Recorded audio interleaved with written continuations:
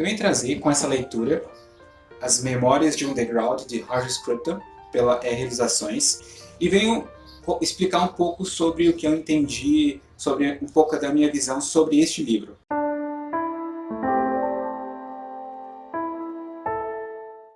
O livro que nós já tínhamos comunicado sobre a leitura sobre esse livro, certo? Eu li as primeiras 100 páginas desse livro, que vai mais ou menos até a página 97, certo? Até o final do capítulo 8. Bom, esse livro é bem interessante porque ele fala sobre um momento da nossa história, principalmente na região ou no país da Tchecoslováquia. Por que nessa região? Porque essa região foi que estava na cortina de fumaça com a ex-União Soviética, e ali ele mostra um período em que acabou-se a Segunda Guerra Mundial e ali tínhamos a Guerra Fria. E nesse momento o Partido Comunista avança sobre a Tchecoslováquia, na ex-União Soviética, e ali faz parcerias com o Estado tcheco para que tenha interferência da União Soviética ali, certo? Ou um Estado satélite mais conhecido.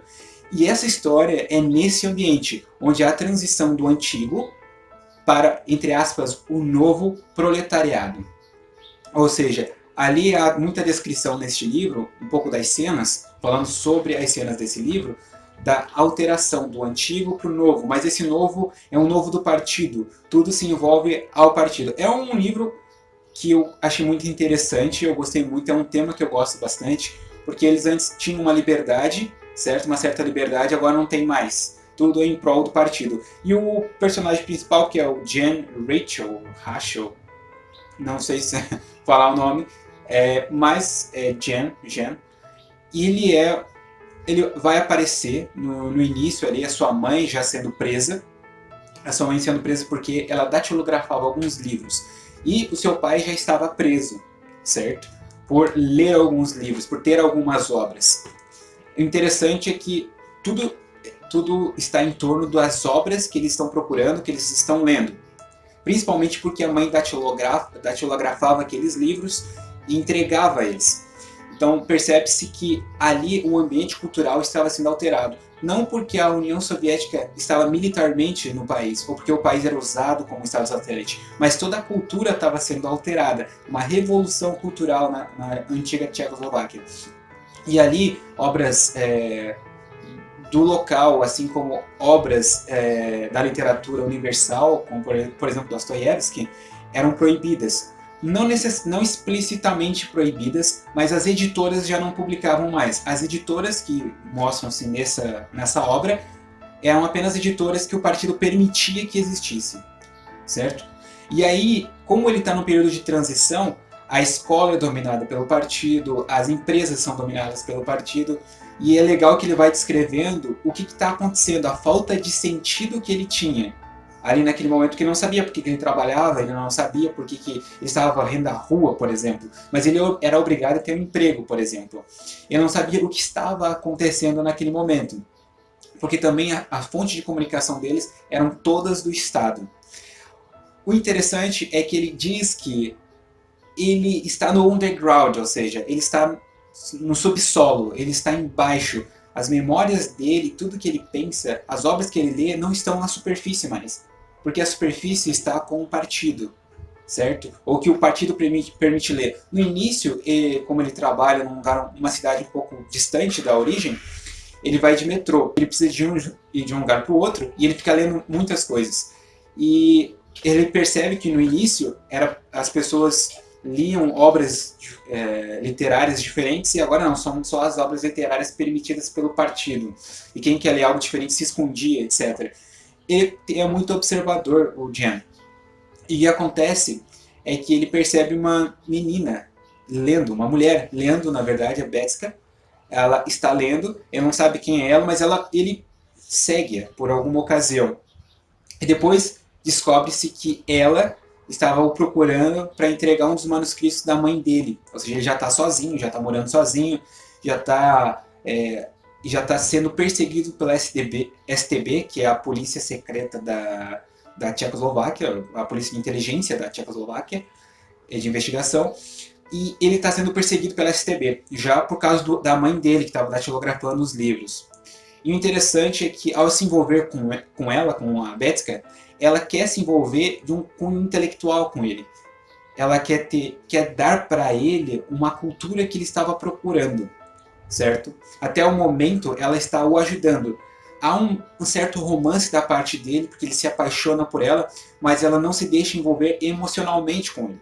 São apenas expressões intelectuais, porque ela quer entregar para ele uma cultura já que não existe mais no país. Leva ele até um lugar onde as pessoas ali se reuniam para discutir sobre alguns livros antigos, sobre obras filosóficas, sobre literatura, que já não existe mais no país.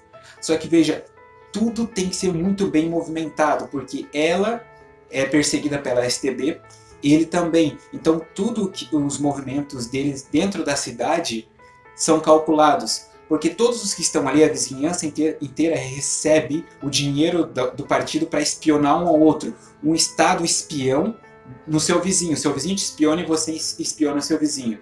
E um recebe do partido uma certa quantia de dinheiro para poder gerar relatório, ou seja, tudo que eles fazem é relatado pelas pessoas ao redor deles. Só que Betska pede para que ele tenha uma vida comum, uma vida normal, que ele saia do underground, que ele saia daqueles pensamentos, aquele isolamento dele e ele vá até a superfície. Esse movimento é interessante porque quando ele descobre pessoas que estão discutindo sobre temas filosóficos, sobre literatura, que estão tendo um renascimento cultural, por assim dizer, no país que já estava morto, certo? Ele se sente parte daquilo, ele se sente unido a uma nação que estava sendo morta pela invasão de outra.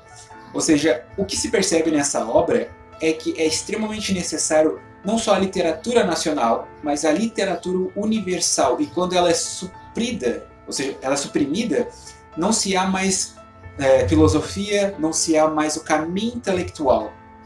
Também é um relato interessante aqui do livro, é claro que é uma obra de ficção, mas ele fala que quando houve um ressurgimento nacionalista, houve um certo impedimento do Estado nas universidades. Mas depois ele fala, mas nada comparado ao que aconteceu agora com o regime comunista, que todos os intelectuais que tinham alguma vida acadêmica foram expulsos da universidade, por assim dizer. E aí ele vai relatando coisas ordinárias, coisas comuns, como o jornal, como ao sair na rua, sobre as edificações. É interessante porque mostra que ele ia numa igreja, e ali a igreja tinha a imagem da Virgem Maria. E no lugar dela foi feito um teatro. Ou seja, ele começa a explicar que a construção para os comunistas é tudo grande, é tudo muito grande por causa do partido, mas é tudo sem cor, sem vida, reto. As obras também, da mesma forma, não tem elevação, elas não te levam ao alto. Apenas na forma, os edifícios. E é interessante que tudo passa pela burocracia do Estado, ou seja, é um grande funcionalismo público. É legal que ele falta no emprego, certo? Porque ele está conversando com a Betska e de repente no outro dia ele chega no emprego e o patrão dele fala, olha, você está atrasado e a STB esteve aqui. Ele relata a seguinte frase dele, que você não pode me demitir. De fato, como funcionário público, ninguém podia demitir um ao outro, mas ela é supervisionado pela STB, ou seja, ele já estava sendo, dentro do próprio trabalho, sendo supervisionado pela polícia do partido. Essas coisas são interessantes, desde as coisas extraordinárias da STB que aparecem no livro, a coisas ordinárias, como a falta de literatura que existe no país por causa da invasão, as próprias memórias dele. Ele diz que ele também é o próprio underground. Não apenas as memórias dele são do subterrâneo, mas ele também. Que ele não tem mais o sentido. Não tem mais nenhum sentido para a vida dele. Até quando ele ia na igreja, ele não entendia o que estava acontecendo, porque existiam pares.